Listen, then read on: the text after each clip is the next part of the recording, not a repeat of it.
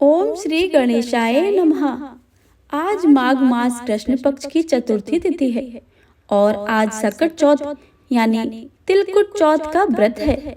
आज आप सभी श्रवण करेंगे तिलकुट चौथ पर या सकट चौथ पर सुनी जाने वाली व्रत कथाएं और चौथ माता की कथा। इस दिन महिलाएं अपनी संतान के लिए व्रत रखती हैं और पूरे दिन निर्जला रहकर व्रत करती हैं। रात को चांद के आने पर व्रत खोलती हैं। इस दिन गणेश जी और चौथ माता की पूजा की जाती है। ऐसा कहा जाता है कि सकट चौथ का व्रत करने से संतान को लंबी आयु मिलती है और उनके संकट टल जाते हैं। प्रेम से बोलिए गणेश भगवान की जय, चौथ माता की जय। एक साहूकार और एक साहूकारनी थे। वह धर्म पुण्य को नहीं मानते थे। इसके कारण उनके कोई बच्चा नहीं था। एक दिन साहूकारनी पड़ोसन के घर गई। उस दिन सकट चौथ था। वह पड़ोसन सकट चौथ की पूजा करके कहानी सुन रही थी। साहूकारनी ने पड़ोसन से पूछा कि तुम यह क्या कर रही हो? तब पड़ोसन बोली कि आज चौथ का व्रत है, इसलिए कहानी सुन रही हूँ। तब साहूकारनी बोली, चौथ के व्रत करने से क्या होता है? तब पड़ोसन बोली कि इसे करने से अन्न धन सुहाग पुत्र सब मिलता है। तब साहूकारनी ने कहा, यदि मेरा गर्भ रह जाए तो मैं भी 1.25 सेर तिलकुट करूंगी और चौथ का व्रत किया करूंगी। श्री गणेश भगवान की कृपा से साहूकारनी के गर्भ रह गया तो वह बोली कि मेरे लड़का हो जाए तो मैं ढेर सारे तिलकुट करूंगी।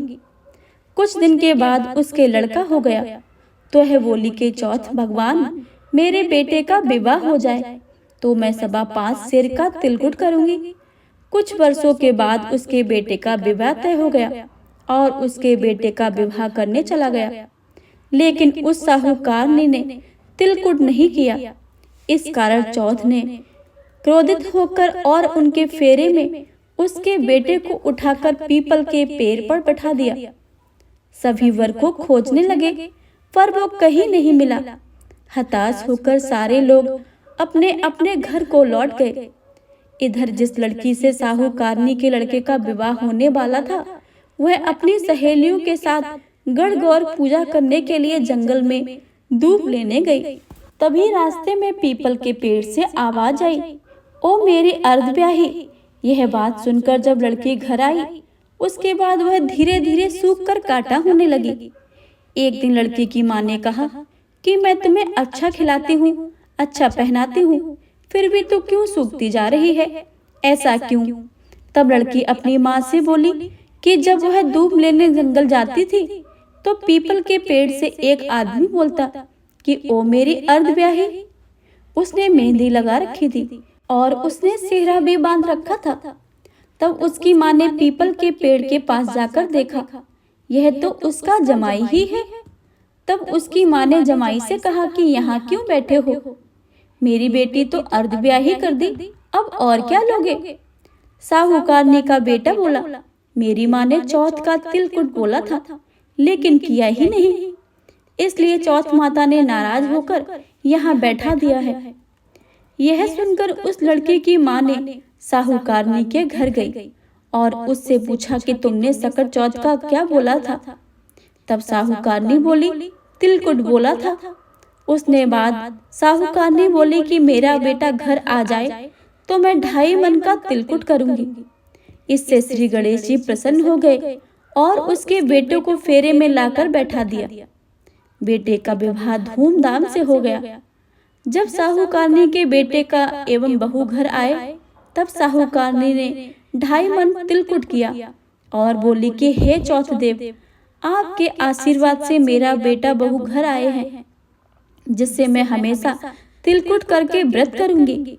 इसके बाद सारे नगर वासियों ने तिलकुट के साथ सकट व्रत करना आरंभ कर दिया। हे सकट चौथ, जिस तरह साहूकारनी को बेटे बहू से मिलवाया वैसे ही हम सबको मिलवाना। इस कथा को कहने सुनने वाले को भला करना। बोलो सकट चौथ की जय, श्री गणेश भगवान की जय। सकट चौथ की दूसरी कथा। कहते हैं कि सतयुग में राजा हरिश्चंद्र के राज्य में एक कुम्हार था। एक बार तमाम कोशिशों के बावजूद जब उसके बर्तन कच्चे ही रह जाते थे, तब उसने एक बात पुजारी को बताई। उस पुजारी ने बताया कि किसी छोटे बच्चे की बलि से यह समस्या दूर हो जाएगी। इसके बाद उस कुम्हार ने एक बच्चे को पकड़कर आवा में डाल दिया। वह सकट चौथ का दिन था। काफी खोजने के बाद भी जब उसकी माँ को उसका बेटा नहीं मिला, तो उसने गणेश जी के समक्ष सच्चे मन से प्रार्थना की। उधर जब कुम्हार ने सुबह उठकर देखा तो आवे में उसके बर्तन तो पक गए, लेकिन बच्चा भी सुरक्षित था। इस घटना के बाद कुमार डर गया और राजा के समक्ष पूरी कहानी सुनाई। इसके बाद राजा ने बच्चे और उसकी माँ को बुलाया, तो माँ ने संकटों को दूर करने वाले सकट चौथ की महिमा का वर्णन किया। तभी से महिलाएं अपनी संतान और परिवार के सौभाग्य और लंबी आयु के लिए व्रत को करने लगी। प्रेम से बोली सकट चौथ की जय। सकट चौथ की तीसरी कथा। एक शहर में देवरानी जेठानी रहती थी। देवरानी गरीब थी और जेठानी अमीर थी। देवरानी हमेशा गणेश जी का पूजन और व्रत करती थी। देवरानी का पति जंगल से लकड़ी काट कर बेचता था। देवरानी का घर का खर्चा चलाने के लिए जेठानी के घर काम करती थी और शाम को बचा हुआ खाना ले जाकर जाती थी। माघ महीने में गणेश जी का व्रत सकट चौथ देवरानी ने रखा। उसके पास पैसे नहीं थे, इसलिए उसने तिल व गुड़ लाकर तिलकुट बनाया। पूजा करके तिल चौथ की कथा सुनी और जेठानी के यहाँ काम करने चलेगी। सोचा शाम को चंद्र का अर्घ देकर जेठानी के यहाँ से लाया हुआ खाना और तिलकुट खाएगी। शाम को जब जेठानी के घर खाना बनाया तो उसकी जेठानी का व्रत होने के कारण सभी ने खाना खाने से मना कर दिया। अब देवरानी ने जेठानी से बोला, आप मुझे खाना दे दो जिससे मैं घर जाऊं। इस पर जेठानी ने कहा कि आज तो किसी ने अभी तक खाना नहीं खाया, तुम्हें कैसे दे दूं? तुम सवेरे से ही बचा हुआ खाना ले जाना। देवरानी उदास मन से घर चली आई। देवरानी के घर पर पति बच्चे सब आस लगाए बैठे थे कि आज तो त्योहार है, इसलिए कुछ पकवान आदि खाने को मिलेंगे। लेकिन जब बच्चों को पता चला कि आज तो रोटी भी नहीं मिलेगी, तो बच्चे रोने लगे। उसका पति भी बहुत क्रोधित हो गया और कहने लगा कि दिन भर काम करने के बाद भी 2 रोटियां नहीं ला सकती। वह बेचारी गणेश जी को याद करती हुई रोते रोते पानी पीकर ही सो गई। उस दिन सकट चौथ माता ने बुढ़िया माता का रूप धारण करके देवरानी के सपने में आई और कहने लगी, सो गई हो या जाग रही हो? वह बोली, कुछ सो रहे हैं, कुछ जाग रहे हैं। बुढ़िया बोली, भूख लगी है, खाने को तो कुछ दे दे। देवरानी बोली कि क्या दूं? मेरे घर में तो अन्न का एक दाना भी नहीं है। जेठानी बचा खुचा खाना देती थी, आज वो भी नहीं मिला है। पूजा का बचा हुआ तिलकुट छीके में पड़ा है, वही खा लो। सकट माता ने तिलकुट खाया और उसके बाद कहने लगी, निमटाई लगी है। कहाँ निपटे? उसने कहा कि यहाँ खाली झोपड़ी है, आप कहीं भी जा सकते हो, जहाँ इच्छा हो वही निपट लो। फिर सकट माता बोली, अब कहाँ पहुँचूं? अब देवरानी को बहुत गुस्सा आया। उन्हें कब से परेशान किए जा रही हैं, सो बोली कि लो मेरी साड़ी में ही पोंछ लो। देवरानी जब सुबह उठी तो वह हैरान रह गई कि पूरा घर हीरो और मोतियों से जगमगा उठा है। उस दिन देवरानी जेठानी के काम करने नहीं गई। जेठानी ने कुछ देर तो राह देखी, फिर बच्चों को देवरानी को बुलाने भेज दिया। जेठानी ने सोचा कल खाना नहीं दिया था, इसलिए शायद देवरानी बुरा मान गई होगी। बच्चे बुलाने गए। देवरानी ने कहा कि बेटा, बहुत दिन तक तेरी माँ ने यहाँ काम किया है। बच्चों ने घर जाकर से माँ से कहा कि चाची का घर पूरा हीरे और मोतियों से जगमगा उठा है। जेठानी दौड़कर देवरानी के पास आई और कि पूछा, यह सब कैसे हो गया है? देवरानी ने उसके साथ हुआ था वह सब कह डाला। उसने ही वैसा करने की सोची। उसने भी सकट चौथ के दिन तिलकुट बनाया, रात को सकट माता उसके सपने में आई और बोली कि भूख लगी है, मैं क्या खाऊं। जेठानी ने कहा, आपके लिए छीके में रखा है, फल और मेवे भी रखे हैं, आप जो चाहें खा लें। सकट माता बोली, अब निपट कहाँ। जेठानी बोली, इस महल में कहीं भी निपट लो। फिर उन्होंने बोला कि अब पोंछूं कहाँ।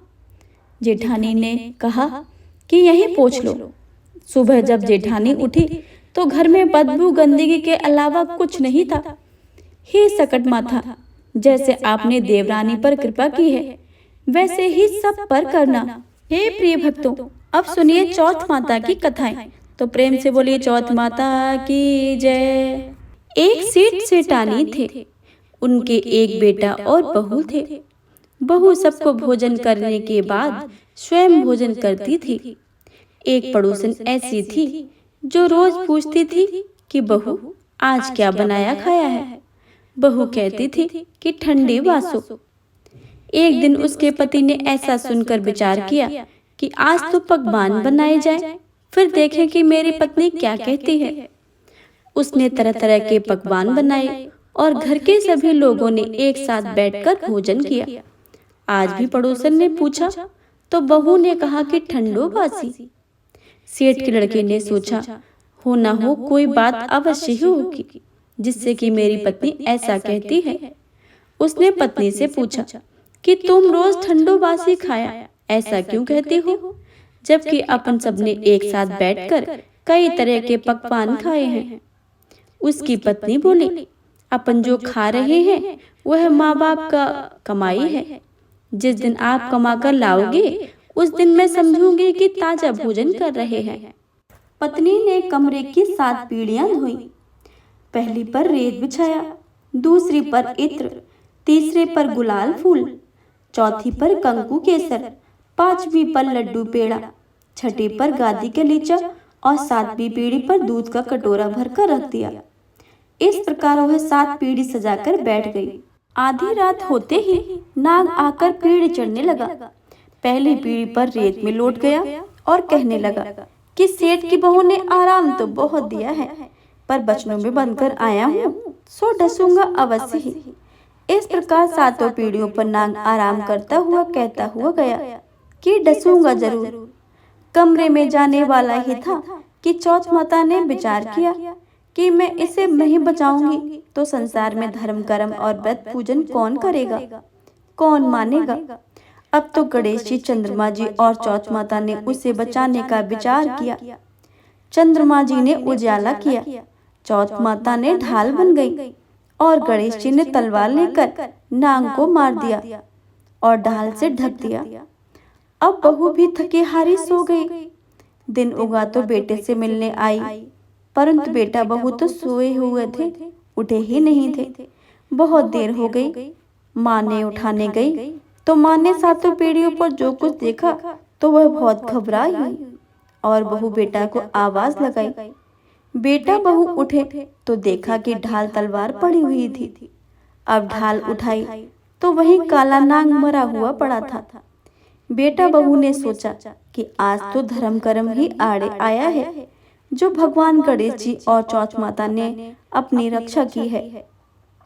हे चौथ माता, आपने जैसे सेठ के बहू बेटे की रक्षा की है वैसे ही सबकी कीजो। बोलो चौथ माता की जय। चौथ माता की अगली कहानी। ओम नमः शिवाय। जय माता दी। अब आप सभी सुनेंगे चौथ माता की कथा। एक नगर में एक बूढ़ी माँ रहती थी। वह अपने बेटे की सलामती के लिए 12 महीने की चौथ व्रत रखती थी। वह चौथ को पंसारी से थोड़ा सा गुड़ और घी लेकर आती थी और 4 लड्डू बनाती थी।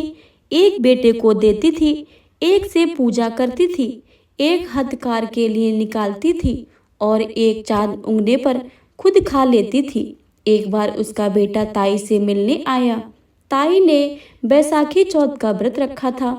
ताई से पूछा, माँ तो 12 चौथ करती है।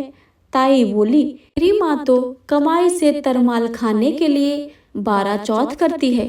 तू परदेश जाए तो एक भी चौथ नहीं करेगी। लड़के को लगा कि ताई सच बात कह रही है। घर जाकर माँ से कहा, माँ मैं परदेश जा रहा हूँ, यहाँ तो मेरी कमाई खाने पीने में उड़ा देती है। माँ ने समझाकर रोकना चाहा, पर बेटा नहीं माना। माँ ने उसे साथ ले जाने के लिए चौथ माता के आगे दिए हुए कहा, मुसीबत से ये आंखें तेरी मदद करेंगी। वह आंखें लेकर रवाना हो गया। घूमते हुए एक नगर में पहुंचा। उसने देखा एक बूढ़ी माँ रोती जा रही थी और पुआ बनाती जा रही थी। उसने कारण पूछा तो बूढ़ी माँ ने कहा, बेटा इस नगर की पहाड़ी पर एक दैत्य रहता है। पहले वह नगर के आकर कई लोगों को खाने के लिए मार देता था। अब राजा हर घर से एक आदमी दैत्य के पास भेजता है और आज मेरे बेटे की बारी है, इसलिए मैं रो रही हूँ और उसी के लिए पुए बना रही हूँ। वह बोला, तो पुए मुझे खिला दे, तेरे बेटे की जगह मैं चला जाऊंगा। बूढ़ी माँ ने खीर पुए उसे खिला दिए। खाकर वह सो गया। वह रात को राजा के सैनिक आए तो बूढ़ी माँ ने उसे भेज दिया। दैत्य के सामने पहुंचने पर उसने चौथ माता की आंखें दैत्य की तरफ फेंक कर कहा, हे चौथ माता, यदि मेरी माँ मेरी सलामती के लिए व्रत रखती है तो दैत्य का सिर कटकर अलग गिर जाए। तुरंत दैत्य का सिर कट गया। लड़का वापस आ गया। राजा ने उसे उपहार देकर विदा किया। चलते हुए एक दूसरे राजा के नगर पहुंचा। इस राज्य में आवा तभी पकता था जब एक इंसान की बलि दी जाती थी। सिपाहियों ने उसे पकड़कर आवे में चुन दिया।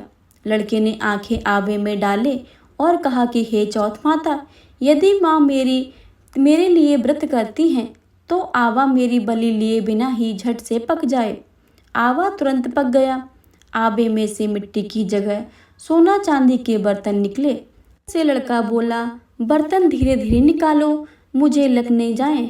राजा ने उसे निकलवाया और पूछा, इस आवे से तुम कैसे बच गए हो? लड़के ने बताया कि उसकी माँ चौथ माता का व्रत करती हैं, व्रत के कारण ही वह बच पाया है। राजा को विश्वास नहीं हुआ।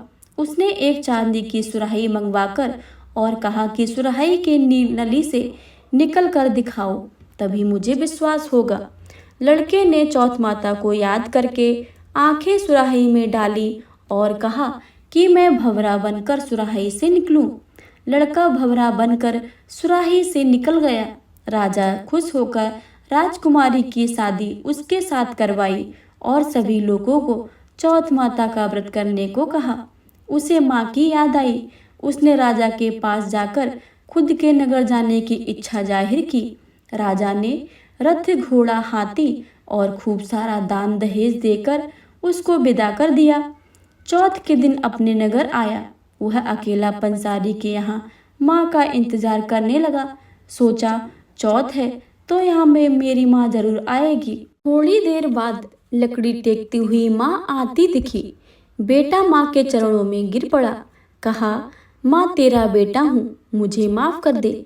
माँ ने उसे गले लगा लिया। लोग चौथ माता की जय जयकार करने लगे। उस नगर के सभी लोग चौथ माता का व्रत करने लगे।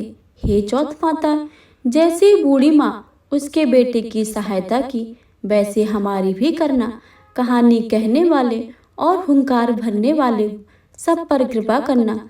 तो प्रेम से बोलिए, चौथ माता की जय, गणेश भगवान की जय। चौथ माता की दूसरी कहानी। एक सेठ सेठानी थे। उनके बेटा और बहू थे। बहू सबको भोजन करा के फिर स्वयं भोजन करती थी। एक पड़ोसन ऐसी भी थी जो रोज पूछती थी, बहू आज क्या क्या बनाया खाया है? बहू कहती थी, ठंडो वासी। एक दिन उसके पति ने ऐसा सुनकर विचार किया, आज तो पकवान बनाए जाएं, फिर देखे कि मेरी पत्नी क्या कहती है। उन्हें तरह तरह के पकवान बनवाए और घर के सभी लोगों के एक साथ बैठकर भोजन किया। आज भी पड़ोसन ने पूछा तो बहू ने कहा, ठंडो वासी। सेठ के लड़के ने सोचा, हो ना हो कोई बात अवश्य है जिससे कि मेरी पत्नी ऐसा कहती है। उसने पत्नी से पूछा, तुम रोज ठंडो बासी खाया है, ऐसा क्यों कहती हो, जबकि अपने सबने एक साथ बैठकर कई तरह के पकवान खाए हैं। उसकी पत्नी बोली, अपन जो खा रहे हैं वह आप बूढ़े बाड़े की कमाई है। जिस दिन आप कमा कर लाओगे उस दिन मैं समझूंगी कि ताजा भोजन कर रहे हैं। एक दिन लड़के ने अपनी माँ से कहा, मैं एक बड़े शहर में कमाई करने जा रहा हूँ। माँ बोली, बेटा अपने पास इतना धन है कि खाया नहीं चुकेगा। माँ के मना करने पर भी बेटे ने स्वयं कमाने का दृढ़ निश्चय कर लिया और जाते समय पत्नी से कहा, अब जब तक मैं कमाकर बहुत सा धन ना लेकर आऊं, तुम चूल्हे की आग मत बुझने देना।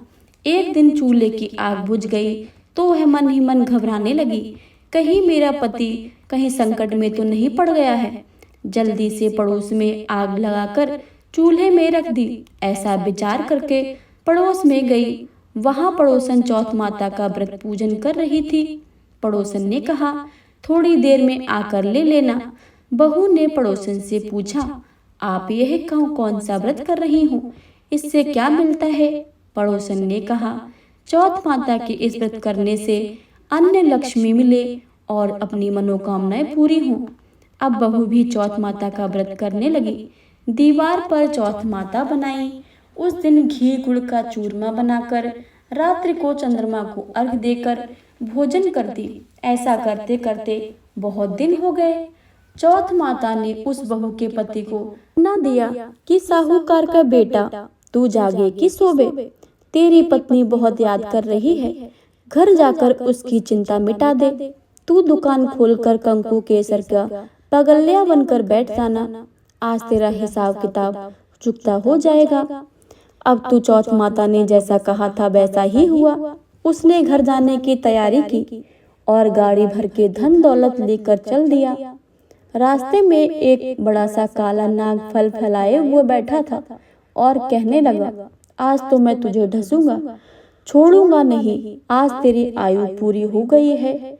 सेठ ने लड़के से कहा, आज चौथ माता ने मुझे सपना दिया कि मैं अपनी पत्नी से मिलने जा रहा हूँ। वह मेरी पत्नी बहुत चिंता कर रही है, मैं उससे मिलकर आऊंगा, तब मुझे जरूर ढस लेना। नाग ने कहा, तुम शपथ पूर्वक कहकर जाओ तो मैं तुम्हें जाने दूंगा, परंतु लौटकर नहीं आए तो मैं तुम्हारे घर आकर तुम्हें डस लूंगा। इस प्रकार सर्प को वचन देकर वह अपने घर पहुंचा। वहां सभी से हंसी खुशी मिला और भोजन करके उदास होकर बैठ गया। उसकी पत्नी ने उदास होने का कारण पूछा तो पति ने काले नाग वाली बात बताते हुए कहा, यदि मैं उसके पास नहीं जाऊंगा तो वह घर आकर ही मुझे डस लेगा। पत्नी बहुत चतुर थी। उसने कहा कि आप घबराओ नहीं, लेट जाओ, मैं एक उपाय करती हूँ। पत्नी ने कमरे की 7 पेड़ी धोई।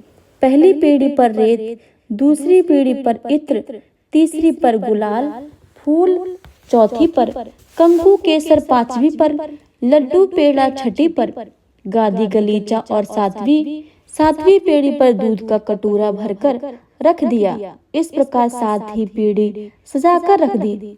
आधी रात होने ही नाग आकर पेड़ी चढ़ने लगा। पहली पेड़ी पर चढ़ने लगा और रेत में लेट गया और कहने लगा कि सेठ की बहू ने आराम तो बहुत दिया है, पर बचनों से बनकर आया हूँ, सो ढसूंगा अवश्य ही। इसी प्रकार 7 पीढ़ियों पर नाग आराम करता हुआ कहता हुआ गया कि डसूंगा जरूर। कमरे में जाने से पहले ही चौथ माता ने विचार किया कि मैं इसे नहीं बचाऊंगी तो संसार में धर्म कर्म और व्रत पूजन कौन करेगा। अब तो गणेश जी, चंद्रमा जी और चौथ माता ने उसे बचाने का विचार किया। चंद्रमा जी ने उजाला किया, चौथ माता ढाल बनी। गणेश जी ने तलवार लेकर नाग को मार दिया और ढाल से ढक दिया। अब भी बहू थकी हारी सो गई। दिन उगा तो लोग बेटे से मिलने आए, परंतु बेटा बहू तो उठे ही नहीं थे। बहुत देर हो गई तो मां उठाने आई। मां ने 7 पीढ़ियों पर यह सब कुछ देखा तो बहुत ही घबरा गई और बेटा बहू को आवाज लगाई। बेटा बहू उठे तो देखा कि ढाल तलवार वहां पड़ी है। अब ढाल उठाई तो वहीं काला नाग मरा पड़ा हुआ था। बेटा बहू ने सोचा कि आज तो धर्म कर्म ही आड़े है, जो भगवान गणेश जी और चौथ माता ने अपनी रक्षा की है। चौथ माता, आपने जैसे बेटे और बहू की रक्षा की है वैसी ही सबकी करना। तो बोलो चौथ माता की जय।